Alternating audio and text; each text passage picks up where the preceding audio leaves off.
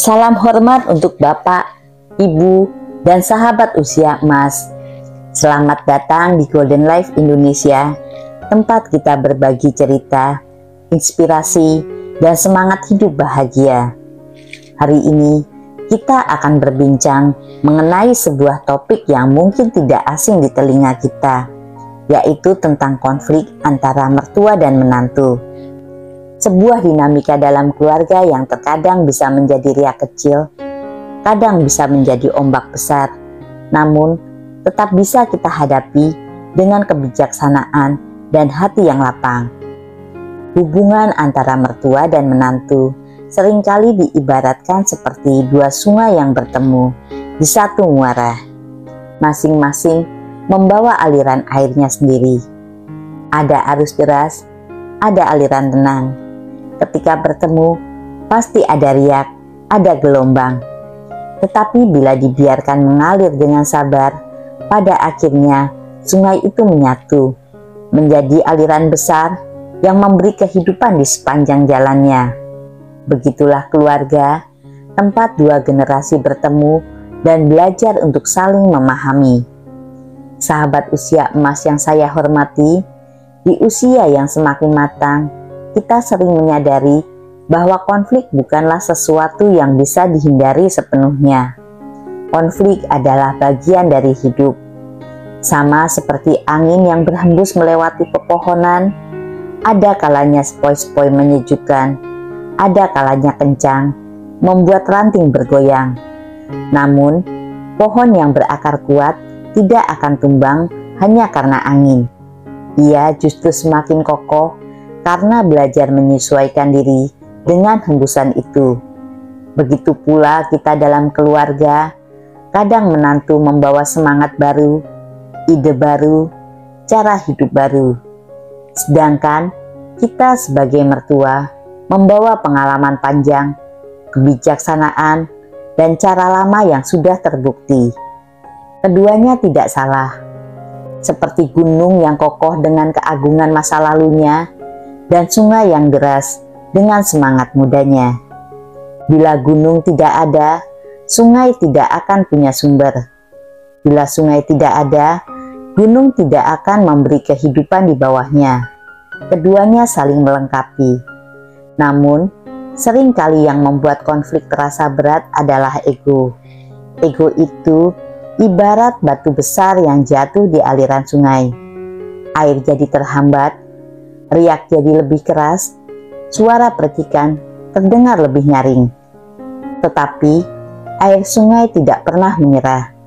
Ia akan mencari jalan, melewati sela-sela, bahkan mengikis batu itu sedikit demi sedikit. Sehingga pada akhirnya batu yang keras pun bisa berubah bentuk karena kelembutan air yang tiada henti. Itulah pelajaran pertama untuk kita mengatasi konflik dengan kelembutan, bukan dengan kekerasan. Mendengar dengan hati, bukan hanya telinga.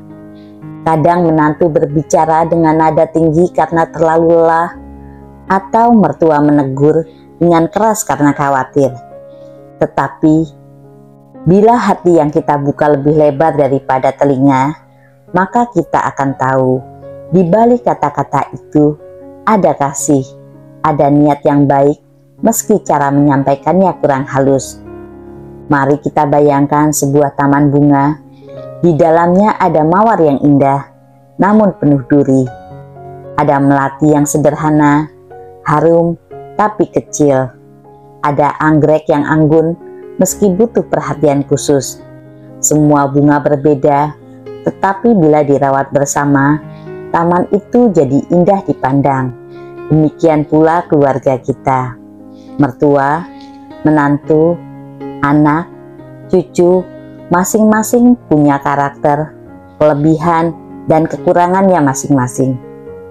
Bila kita merawatnya dengan cinta, maka perbedaan itu akan menjadi keindahan, bukan perpecahan. Sahabat usia emas, dalam banyak keluarga, masalah sering muncul hanya karena komunikasi.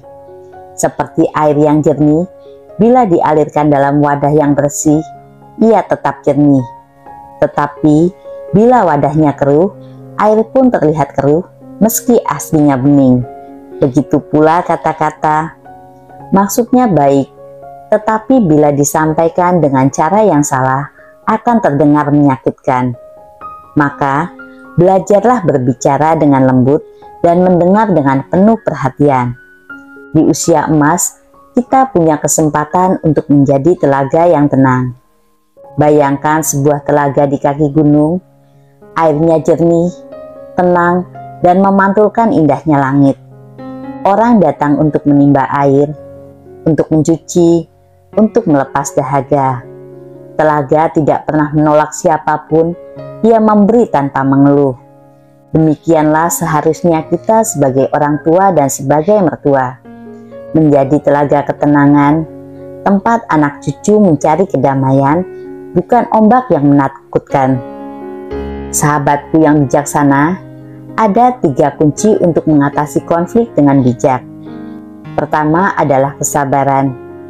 Kesabaran itu ibarat akar pohon beringin.